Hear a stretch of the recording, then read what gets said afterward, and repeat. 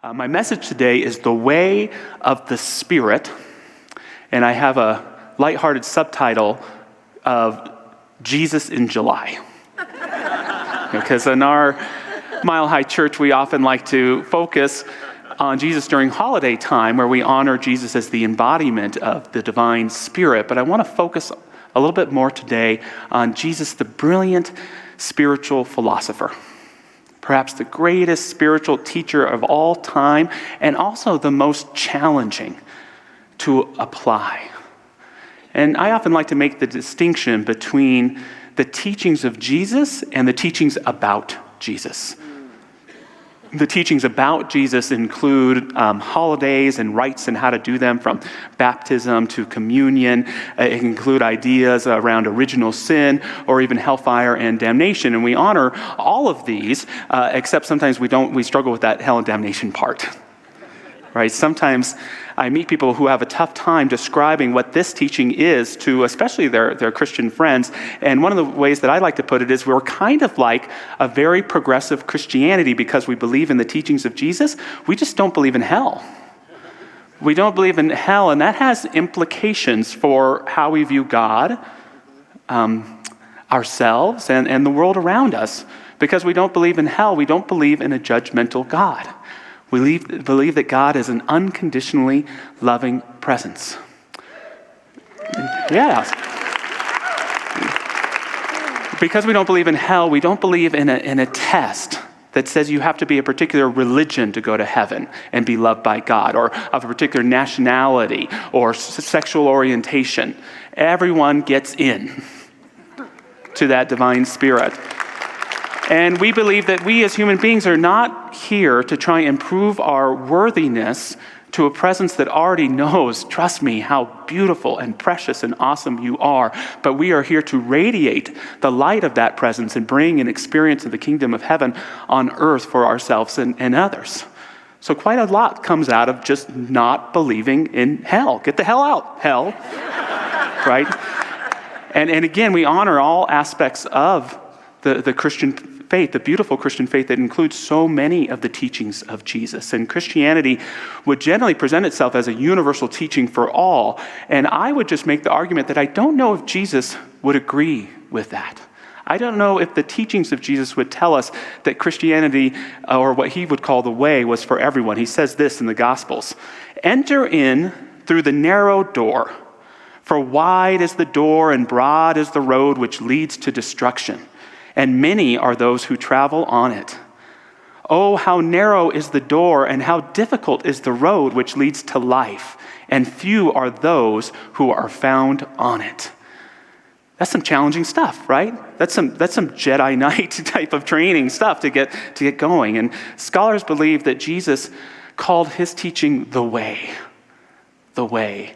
And I love that because it reminds me of one of my favorite religious teachings of the Tao from ancient China. And the Tao translates as the way as well, or the path.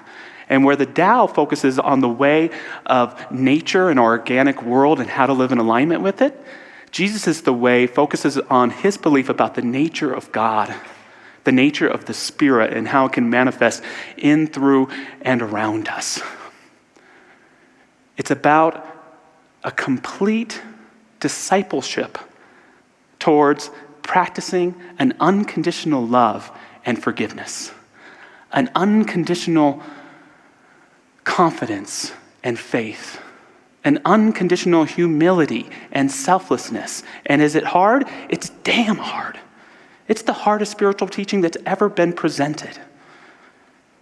What good is it, Jesus would say, to just love the people who you love, but love those who persecute you, love those you don't like. If someone hits you on the cheek, present your other to him. If a soldier arrests you and makes you walk a mile with him, walk an extra mile with him. If someone steals your shirt, offer them your coat. And I don't know about you, but if someone hit me or someone I love, I don't know if I'd be able to turn the other cheek. I don't know if someone arrested me unfairly, if I'd want to even go that first mile with them. I don't know if someone stole my TV, if I'd want to offer them my Xbox too. It's challenging practice here. And what I'm trying to point out is I don't think that Jesus is making a new list of commandments for us to follow. He's trying to express how challenging the way of spirit is, and yet how powerful and how transformational to know that the way of spirit, that there's always a highest choice for us to take and manifest in our lives. The way of the Spirit does not discriminate. The way of the Spirit does not have a boss in the world. It doesn't have a schedule or a to-do list. The way of the Spirit doesn't love some more than others. The way of the Spirit is always calling us into the greater depths of who we are and who we are becoming. The first point I want to make about the way of the Spirit today is that it's always the highest choice. The way of the Spirit is always the highest choice. And as I'll point out in a moment, sometimes we don't always get to choose the highest choice based upon what we're trying to do. But part of the magic of the way of the Spirit is to know that it's ever available to us. One of the things that made Jesus such a skilled and challenging teacher is he would challenge the common sense. He would speak to regular people about the everyday world and try to teach the way of the Spirit through that. One of the ways that he would do that was by challenging regular customs of the Jewish people. Jesus was Jewish, that he was sharing with, the purity laws. And Jesus would say that when it comes to the way of the Spirit, there's only two laws. Love God with all of your heart and love your neighbor as yourself. And he wasn't disrespectful. He honored all the other laws, but not when they got in the way of the first two. And perhaps his most famous parable is the parable of the Good Samaritan, where we have two individuals, a priest and a Levite, the two most revered within Jewish culture, pass by a dying man and don't help him. So here we already have the heroes of the story doing the wrong thing. Then a Samaritan, someone who was considered a lower caste in Judaism because they didn't practice all of the regular purity laws, someone who might be seen generally in the story to be a villain or not good enough. It's the Samaritan that helps the dying man. Why is that? Could it have been that the priest and the Levite were practicing the Sabbath that day? Could it be that they were practicing the purity law and worried about touching a dead person? We don't know for sure, but there's something to be said for always doing the right and best things, even when it challenges some of our basic norms, honoring the culture and customs, but always putting the love of God and the love of our neighbor first. Jesus would accord with the philosophy of do all the good you can by all the means you can, in all the ways you can, in all the places you can, at all the times you can, to all the people you can, as long as you ever can. When we understand the role of the way of the Spirit in our lives, we're always at choice. I can choose the way of the Spirit or the way of self-righteousness and know-it-allness.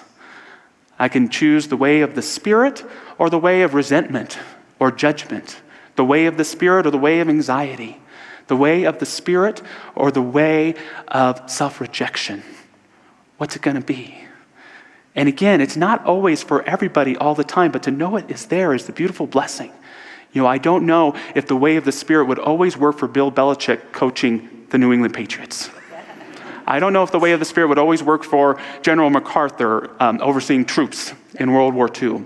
I don't know if it will always work for you when your teen's not out of bed and school's already started. But it is always there, and it is always the truth, and the truth shall always set you free. Nick Hornby said that or it'll get you a punch in the nose. But spiritually, the truth will always set you free. When my wife and I are at wit's end with one another, arguing about something that we know we'll forget about a week later, and we remember that love that binds us, oh, the truth sets me free. When I get home late at night and my son hasn't taken out the trash or done his chores correctly, and I want to go up there and give him a piece of my mind, and I take a deep breath and take out the trash and make a commitment to talk about it with him later, I'm set free in that moment. When I'm in a place of self-denial, self-rejection, not feeling enough, and I remember that I'm a child of God, that that's the truth of who I am set free. The way of the Spirit always sets free because it always welcomes the Spirit of God the Spirit of love, the Spirit of peace, the Spirit of healing into any circumstance. Does it always make every situation into exactly what you want it to be? No, but it helps you transcend it in powerful ways. The second point that I want to make this morning about the way of the Spirit is that we must continue to cultivate our own inner consciousness. We have to keep our consciousness going and expressing so that it can be aware of the Spirit, because if not, we'll miss it. Ernest Holmes our founder, loved to write about Jesus, and he shared some words that were profound to me. He said, "What was it that Jesus proclaimed? I am the way and the truth and the life. No man cometh unto the Father but by me." He was not talking about Jesus. He was talking about you. Jesus gave us back to ourselves. How are you ever going to consciously reach God other than through your own nature?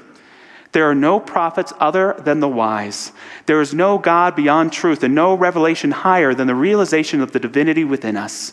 That which the ages have failed to reveal, you and I must reveal, each to himself in the secret chamber of his own heart, the secret place of the Most High, where only and alone does one abide under the shadow of the Almighty. This aloneness is not a loneliness. It's the one all-inclusive, all-penetrating unity of everything that is. That's powerful stuff. It's powerful stuff. And it's another part of this philosophy that I love so much, is you can only get it through yourself. There's only one mind, it's yours.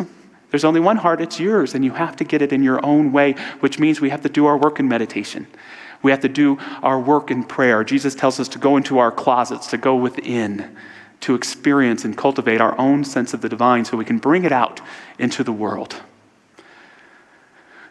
One of Jesus' most interesting parables is the parable of the 10 virgins, which I secretly like to call the first ever season of The Bachelor. And it involves 10 virgins, which means single women who know a bridegroom or a very eligible bachelor is going to be coming into town, and they all want to greet him, but he's coming in the middle of the night. So they all get their lamps, and Jesus says 5 of the virgins are smart and 5 are foolish, because 5 have lots of oil to keep their lamps burning. The other 5 do not, and they all go out, and the word comes that the bridegroom is on his way, and the women who don't have oil are all out of light, and so they ask the ones with the light and the oil for some, and not only do they say no, but the secret there is they can't give them the light. They can't give them the oil, and I'll tell you why in a moment. So the 5 go out, they meet the bridegroom, they go off. We don't know what happens, but there's certainly a rose ceremony, I'm sure, that takes place. They move on to the next week, and the other 5 don't get to go. And again, to me, the powerful point that I think Jesus is making in that parable, and Christians usually believe that it tells of the second coming, but for me, it's all about the lamp and that oil. That when we're doing our work in consciousness, we have that ability to have light in the darkness. We have that ability to be able to see and be ready for the blessing or the miracle to take place. Does a miracle happen if there's no one there to see it? To believe it, to experience it? Our own work brings us present to that miracle. And that's why the 5 maidens couldn't give it to the other ones, even if they wanted to. It's something that you have to earn and grow and cultivate yourself. There's an old simple Buddhist story about a master and his student, and they're at a seminar of sorts, and they come out of there, and the student says, "Oh my gosh, I've got so much out of that." He says, "Yes, this was great for good preaching material, but remember, unless you meditate constantly, your light of truth will go out." And for so many of us in these pandemic times, with so much going on in the world, we've lost that sense of connection. And it's time to return there daily to the God of your own understanding, because trust me, for your understanding, there's no other God that can ever exist. And we expand and we create a ground in that understanding for the divine to enter into us in new and profound ways that we can see hopefully demonstrate all around us as well. I like sometimes to bring little mantras into my meditation practice, and so I've got one for next week, and I'm going to invite you to use it in your week. You can take a picture of the screen or send me an email, jreeves@milehighchurch.org. I'll send it to you. And it goes like this. Thank you, God, for your life in me, the ability to see, to hear, and to know. Thank you, God, for your love in me, the courage to receive, to give, and to grow. Thank you, God, for your Spirit in me, the feeling to center, to deepen, and flow. You want to say it with me once, here and at home? Thank you, God, for your life in me, the ability to see, to hear, and to know. Thank you, God, for your love in me, the courage to receive, to give, and to grow. Thank you, God, for your Spirit in me, the feeling to center, to deepen, and flow. Thank you, God, thank you, God, thank you, God, for your life in me, your love in me, your Spirit in me. And it's when we build that awareness of that life of Spirit in us, not all that it is, but it's all that we are, right here and right now, we begin to add an additional layer to our lives that perhaps we didn't know was there before. It's the layer that says, yes, you're living your human existence. You're in the you-know-what of it every day, doing your thing, working hard, not afraid of conflict, doing it. And yet there's this extra layer that says life is about bliss. Life is about love. Life is about the Spirit. And how can we better embody it for ourselves and be a presence for others to experience it too? And this brings me to my final point about the way of the Spirit today. And that is that you've got to use it or you're going to lose it. You've got to use it or you're going to lose it. Jesus tells us to pray in our closet, and yet he invites us to be the light of the world when we express in everyday life. He says in the Gospel of Matthew, "You are the light of the world. A city set on a hill cannot be hidden, nor does anyone light a lamp and put it under a basket, but on the lampstand, and gives light to all who are in the house. Let your light shine before men in such a way that they may see your good works and glorify your Father who is in heaven." We've got to let our light shine. We've got to embrace that truth of who we are and bring it with us wherever we go. And it sounds like a simple thing, just be the light. And yet I can tell you personally, there are times where I'm afraid to be the light. There's times where I'm too self-rejecting to be the light. There's times where I'm too not present and caught up in some conflict or judgment to be the light. There's times where I'm too worried someone's going to be mad at me or I'm going to offend someone by being the light. There are things, little things that we do each day that can prevent us from being that light. But to remember that we've been given these incredible gifts, the gift of Spirit, the gift of knowing the life of God in us, gives us everything we need to express and to share that light in that life. The final parable that Jesus tells to his disciples is the parable of the talents. And it's about a Lord who gathers 3 people from his kingdom together, and he gives each of them talents or money based upon their abilities. There's a clue right there that it's about consciousness. It's about spiritual awareness, spiritual qualities. And he says, I'm leaving and I'll be back, do something with the talents. And when he comes back many months later, the first person has doubled everything that he's been given. The second person hasn't quite doubled it, but has come pretty darn close. The third person has hoarded and saved all of the talents that he's been given and hasn't spent a single one. And the Lord taketh away his talents and gives them away. The message again, use it or lose it. I love how Butterworth put it. He said, life is God's gift to you. What you do with it is your gift to God. How blessed have so many of us been with our qualities of virtue, with our empathy and compassion, with our wisdom and intelligence. I'm not trying to blow smoke here. It's the truth of who each one of you are, the preciousness of life and the awareness to know that it's in you and inside of you. So we want to share it. We want to give it. And that's the great thing about giving from Spirit. It never decreases. It only increases wherever you go when you give from that heart. So yes, go to Starbucks to get a latte, but also go there to be the light of the world. Go to work to pay the bills and make the money, but also to be a presence for compassion and forgiveness. Look in the mirror to make sure you are ready to go, but also to remember that you are a precious child of God, and to hear that voice of the divine say to you, you are my beloved child in whom I am well pleased. That's that extra layer that the way of the Spirit brings us. It helps us to truly see and to bring the best of ourselves into every moment. It's hard to stay there. That's why the way of Spirit is so difficult. But you can do it, and I can do it, and we can do it together in incredible ways. This is what I believe Jesus meant when he said, "Blessed are the pure of heart, for they shall see God." By being centered in our heart, it allows us to see all of those opportunities to call the divine forth in our lives.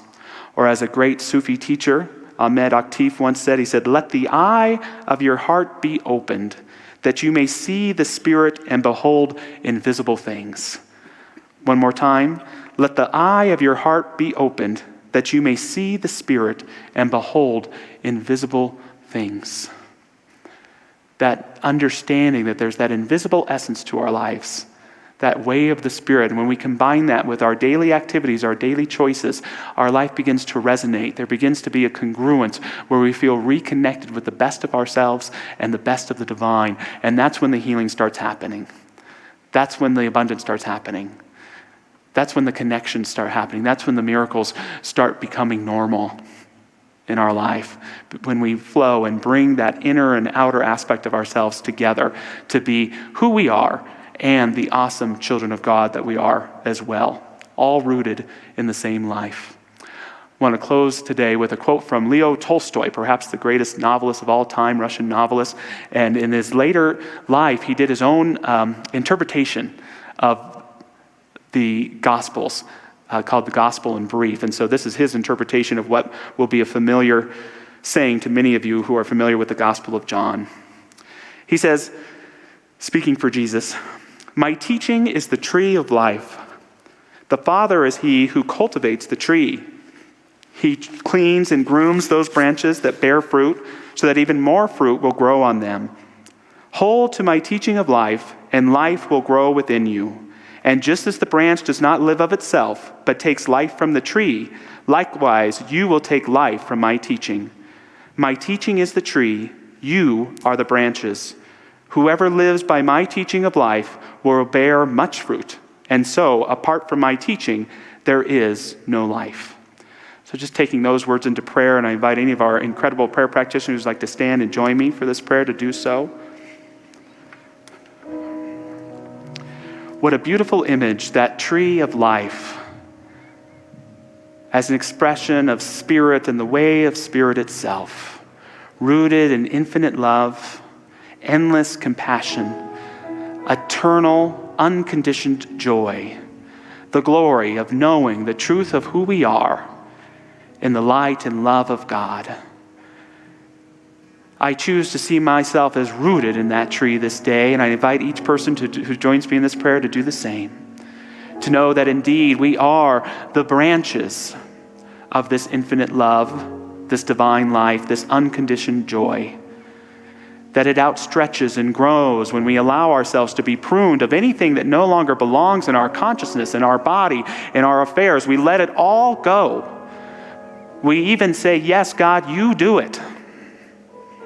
And we allow all of the seedlings that are at that endless root of the divine truth fill our being so that we may flower and blossom in accordance with who we are, letting go of all the past stories of who we are not, to be boldly one with our spiritual nature today. Knowing that nature, we can apply it wherever we go as we branch out and bring shade to those we love who are struggling, as we branch out into areas of new possibility that maybe brought discomfort before, but we know where we're rooted in now. We open up being all a part of that tree of life, all a part of the way of Spirit, integrating it into each area of our lives. Like that mustard seed, it grows and expands into the largest of things, what started as the tiniest amount of faith. We embrace it now, and we accept the healing, the richness of being, the forgiveness, the kindness, and just the pragmatic way of living, aware that we are a part of something infinite in its depth and its expression of beauty. Thank you, life. And so it is.